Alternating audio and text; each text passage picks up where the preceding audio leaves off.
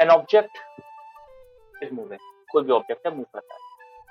अब हमने क्या किया, इस ऑब्जेक्ट को एक सर्कुलर पाथ दे दिया, बिल्कुल दे सकते हैं, ये कोई ऑब्जेक्ट है, हम उसको घुमा रहे हैं इस तरीके से, तो क्या होगा, ये बड़ा ही हो गया, तो इसको भी हमने अगर घुमाया ऐसे ऐसे ऐसे ऐसे, यहाँ पर क्या होगा, अगर हम स्टेप की बात करें तो ये टिप क्या हो रही है, सर्कुलर वे में मूव कर रही है, ठीक है। तो हम क्या कर सकते हैं, किसी ऑब्जेक्ट को सर्कुलर भी घुमा सकते हैं, ठीक है। जैसे साइकिल का पैडल हो गया, साइकिल के पैडल को आप घुमाओगे तो क्या होगा, कितना भी आप फोर्स लगा वो आपका सिर्फ गोल ही घूमेगा, ठीक है।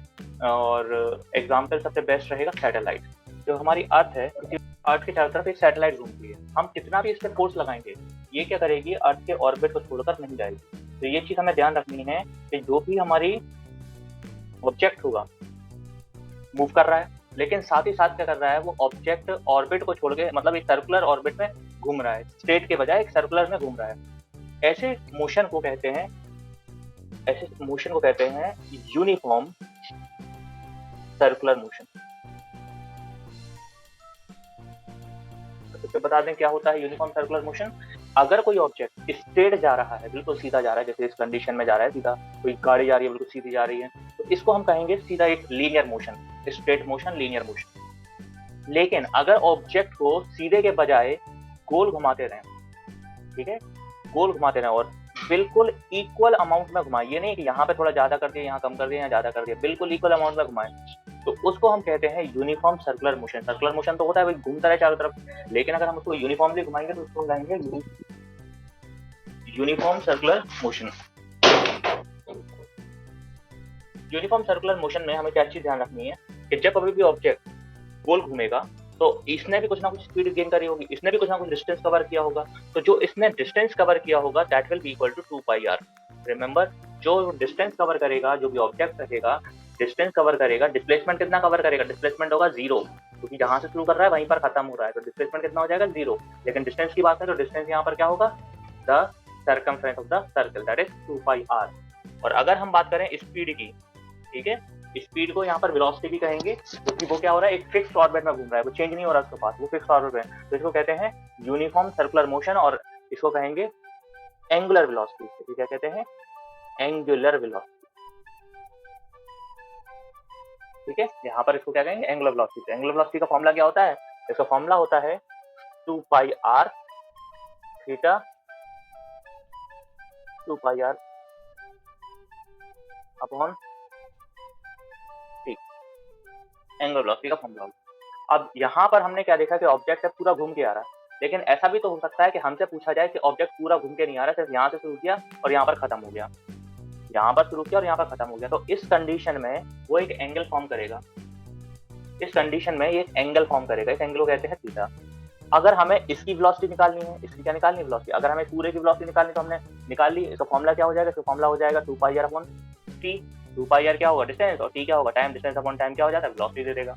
लेकिन अगर एक छोटे से रास्ते की बात करें, पूरे के बजाय छोटे से, तो इसके लिए एंगुलर वेलोसिटी कैसे निकालेंगे, इसके लिए एंगुलर वेलोसिटी निकालेंगे, फॉर्मूला हो जाएगा 2πr थीटा अपॉन 360 t, या फिर ऐसा कह सकते हैं 2πr upon t into theta upon 360।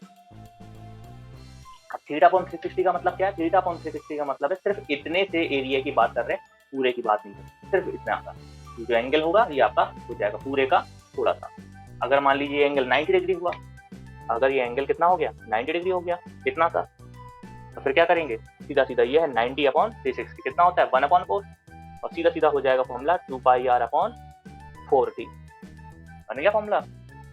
अगर इसकी वैल्यू हम रख देंगे 180, वैल्यू हम रख देंगे 180, तो ये सीधा हो जाएगा, ऐसा हो जाएगा 180 डिग्री, और यहाँ पर भी 180 रखो तो फॉर्मूला क्या बन जाएगा 2πr अपॉन t, तो पहले का है 180 अपॉन 360 दैट इज 1/2, 1/2, तो फॉर्मूला बन जाएगा 2πr अपॉन 2t। ये चीज नोट कर लीजिए।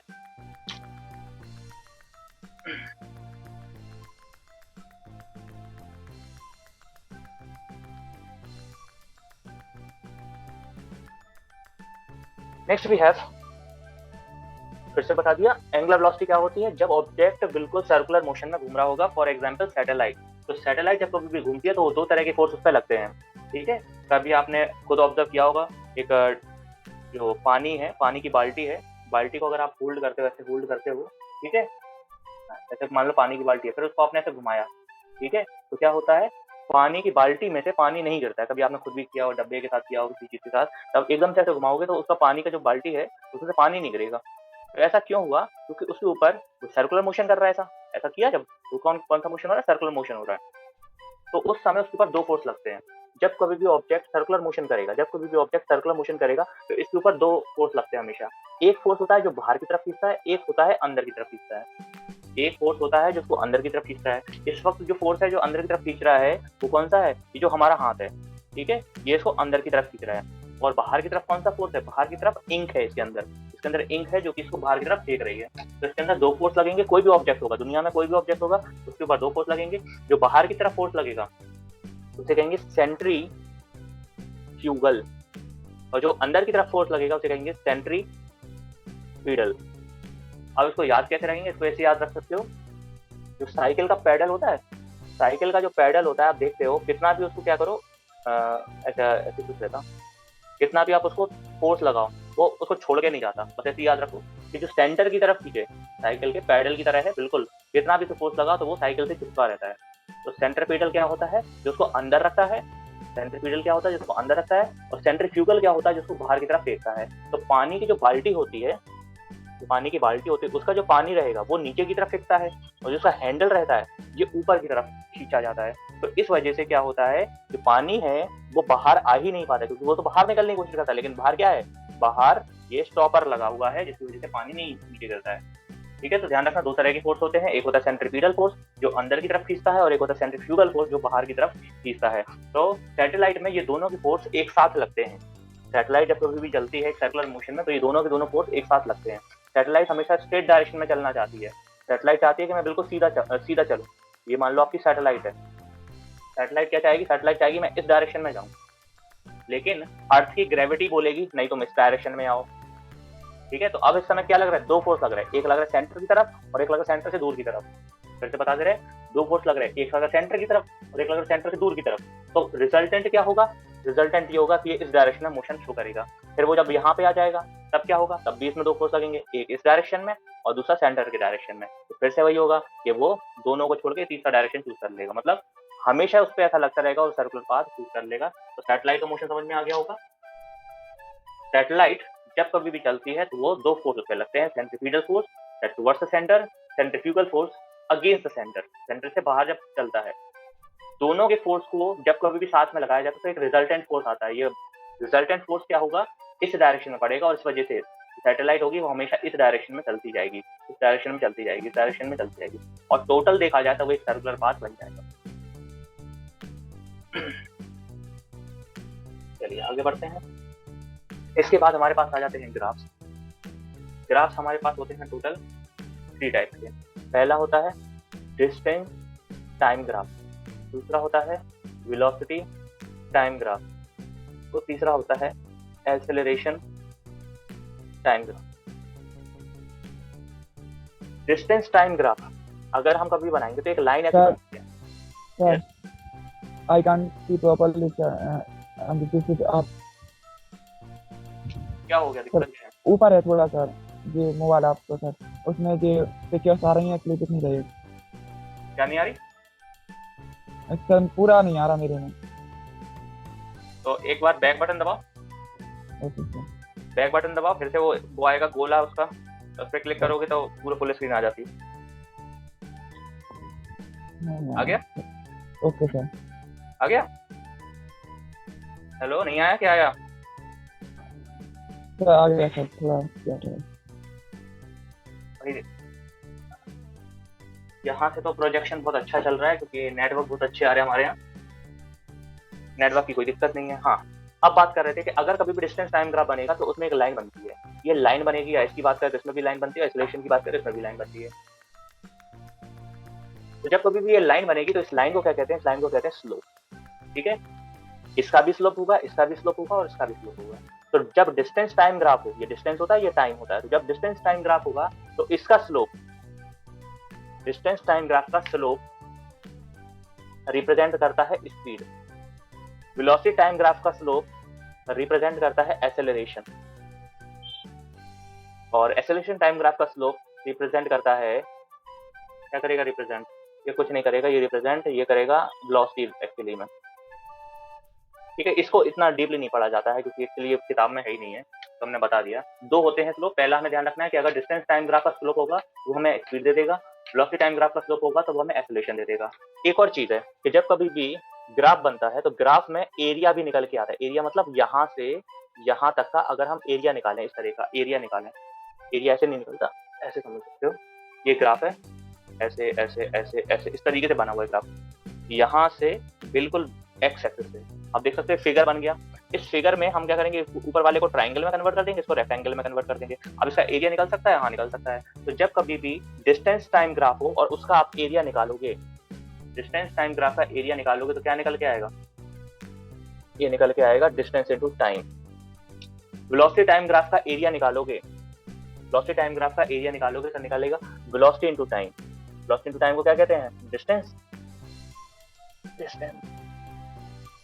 So area of velocity time graph gives distance, but area of distance time graph gives only distance into time, and area of acceleration time graph gives acceleration into time. Area of acceleration time graph gives acceleration into time.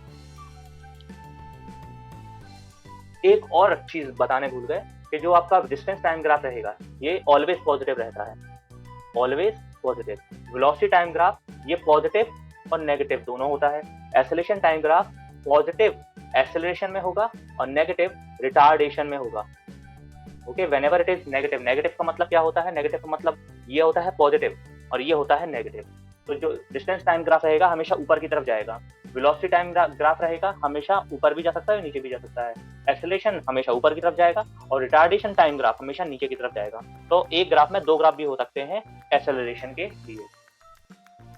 जब कभी भी distance time graph की study करेंगे, distance time graph की study करेंगे तो graph में यहाँ पे तीन तरह के ग्राफ बन सकते हैं। ये जो आपको टेढ़ा दिखाई दे रहा है बिल्कुल सीधा बन सकता है, ये आपका कुछ ऐसा बन सकता है, ठीक है, और ये बिल्कुल ऐसा भी बन सकता है। तो तीन ग्राफ बन सकते हैं, चाहे वो डिस्टेंस टाइम ग्राफ हो, वेलोसिटी टाइम ग्राफ या एक्सेलरेशन टाइम ग्राफ, तीन ग्राफ्स बन सकते हैं। पहला जब बनता है दैट इज सीधा, this is known as parallel to time axis. ये कब बनेगा, जब ऑब्जेक्ट रेस्ट में हो, ध्यान रखना, जब ऑब्जेक्ट रेस्ट में हो तो उसका ग्राफ कैसा बनेगा, उसका स्लोप, इसे स्लोप कहते हैं, उसका स्लोप कैसा बनेगा, पैरेलल टू टाइम एक्सिस। दूसरा है बिल्कुल स्ट्रेट, ये बन गया बिल्कुल स्ट्रेट। तो ये बिल्कुल स्ट्रेट कब बनेगा, जब यूनिफॉर्म मोशन हो, जब कैसा हो, यूनिफॉर्म मोशन हो। भाई जब कोई ऑब्जेक्ट डिस्टेंस कवर कर रहा है किसी टाइम के हिसाब से तो कुछ ना कुछ यूनिफॉर्मली मोशन शो कर रहा होगा। तो जब कभी भी यूनिफॉर्म मोशन होगा तो हमेशा वो एक स्ट्रेट लाइन बन जाएगी। और तीसरा होता है जब वो इस तरीके का बनाएगा, और ये कब बनाएगा, जब वो नॉन यूनिफॉर्म मोशन होगा। नॉन यूनिफॉर्म का मतलब कभी बढ़ गया, कभी रुक गया, कभी फिर से बढ़ गया, तो इस तरह का मोशन कहलाता है नॉन यूनिफॉर्म मोशन। और इस तरह का ग्राफ कहलाता है कर्व ग्राफ या स्लोप कह सकते हैं, स्लोप विल बी कर्व। फिर से बता दें, डिस्टेंस टाइम ग्राफ के तीन ग्राफ बनते हैं, सिर्फ तीन बनते हैं। First one, when the object is at rest then the slope will be parallel to the time axis. When the object is moving uniformly, then it will form, the slope will be forming a straight line. When the object is moving non-uniformly, then the slope will be forming a curve. Same velocity time graph के लिए भी, velocity time graph के लिए भी जब object same velocity से चल रहा है, यहाँ पर रेस्ट इसके लिए आता है लेकिन यहाँ पर रेस्ट इसके लिए नहीं आएगा, यहाँ पर आ जाएगा ऑब्जेक्ट यूनिफॉर्म वेलोसिटी से चल रहा है।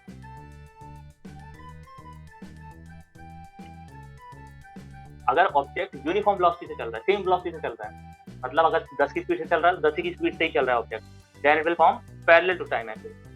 दूसरा है जब ऑब्जेक्ट की वेलोसिटी इंक्रीज हो रही है, क्या हो रही है, इंक्रीज हो रही है यूनिफॉर्मली, यूनिफॉर्मली इंक्रीज है, मतलब जैसे पहले 10 थी, फिर 20 हो गई, फिर 30 हो गई, फिर 40 हो गई। हम गाड़ी चला रहे हैं 10, 20, 30, 40, 50, गाड़ी की स्पीड बढ़ती जा रही है, लेकिन कैसे बढ़ रही है, यूनिफॉर्मली बढ़ रही है, कि हर एक सेकंड में हम 10-10 बढ़ाते जा रहे हैं। तीसरी कंडीशन है कि अगर हम इंक्रीज तो कर रहे हैं लेकिन कैसा कर रहे हैं, नॉन यूनिफॉर्म इंक्रीज कर रहे हैं। नॉन यूनिफॉर्म का मतलब क्या होता है कि कभी बढ़ा दी, कभी कम कर दी, कभी बढ़ा दी, कभी कम कर दी, तो इसे कहते हैं नॉन यूनिफॉर्म।